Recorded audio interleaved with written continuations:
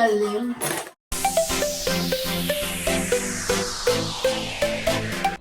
Pupunta ako sa office ng traduksyon kasi magpapa-translate ako ng nomina. I do, mommy, I do. So, since maraming nagtatanong kung saan magpa-translate ng documents, i-vlog ko yung aking way papunta doon. Galing ako sa Puerta de Langel, so kumuha ako ng line 6. So, bababa ako ng 4 Caminos, and then kukuha ako ng line 1, tas I'm so ready. bababa kami sa Stretcho. Okay? Okay. Dito na kami sa Stretcho Station. So, lalabas na kami sa exit. Ayan. So, paglabas sa exit, sa bandang kanan kami mag-turn.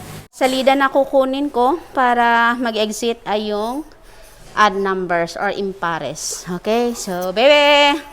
Let's go, nak! O, hawak ka, mami. Chuk! Chik! Chik! Chik! Chik!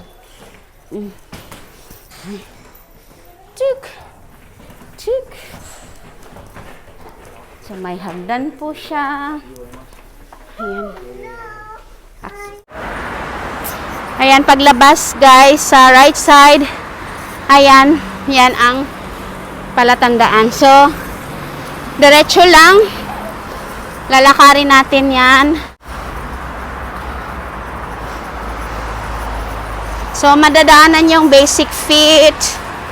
Ayan.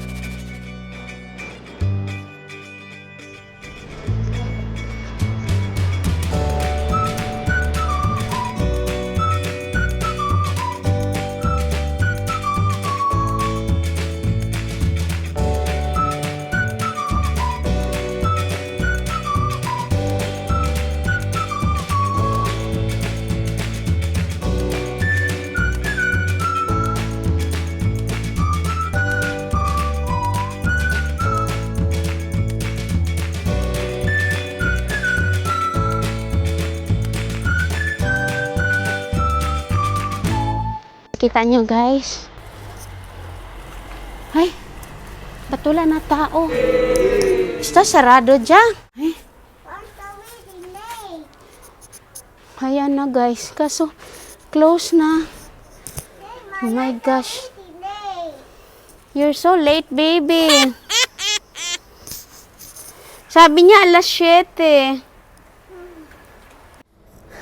Guys, dito ulit ako sa Stretcho at kukunin ko sa translator yung aking documents by this time.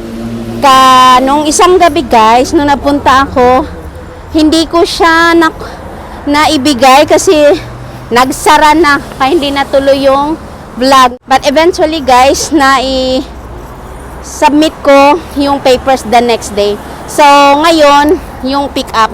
One day lang, guys, ang difference. Kahapon ko lang binigay yung documents. And then today, kukunin ko na. 24 hours lang. And then, yung pala tandaan nyo guys, yung basic fit.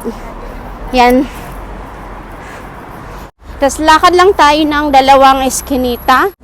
Pinakiusapan ko kasi yung translator kasi na, pero actually gano'n naman yung mga pinagawa ko sa kanya. Kinabukasan na kukuha ko agad, lalo na kapag may record ka na. So guys, nalagpasan ko na yung unang eskinita after ng basic fit. So andito na tayo sa may pharmacy. Ay.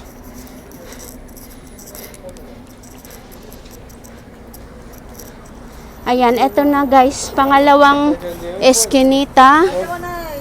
Yan, Calle de San Enrique. Kita nyo guys, liliko na tayo dito. Yan. Ito yung pharmacy. Ayan. Yan po yung street. Calle de San Enrique. Tapos, numero 16 siya guys. So, andito ako sa tapat.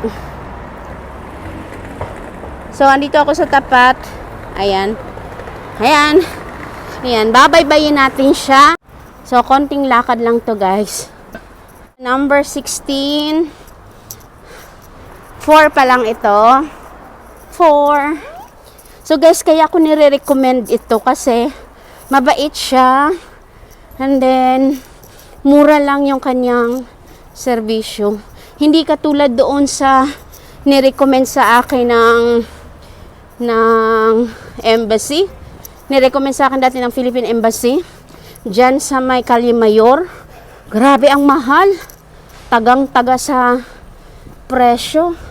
Kasi nag-claim ako noon sa maternity ko kay Cariza doon sa Pilipinas. So need nila yung mga health documents, birth certificate ni Cariza.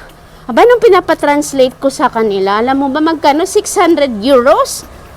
Sa isip ko, kukuha ka na nga lang ng benefits sa SSS, magkano lang makuha mo doon? 20 or 30?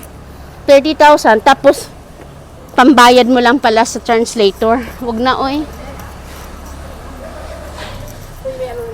So, dito sa kanya, per document ang bilang 25 euros per document. Yung document ko ngayon guys, dalawa kasing payslip. Pero sinuggest niya na pagsamahin yung dalawang payslip. Okay lang daw yun kapag dito lang present sa Spain. Para ang babayaran ko lang guys, instead na umiingay.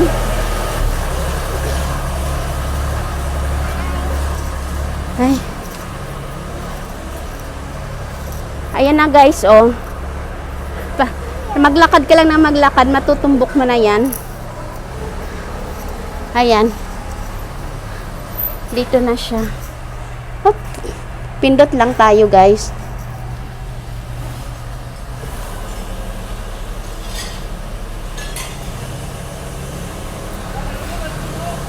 Hola.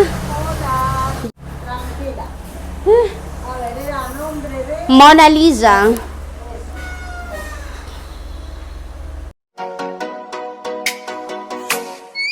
Oh, let me up with a bright smile on now. Put me in the dark.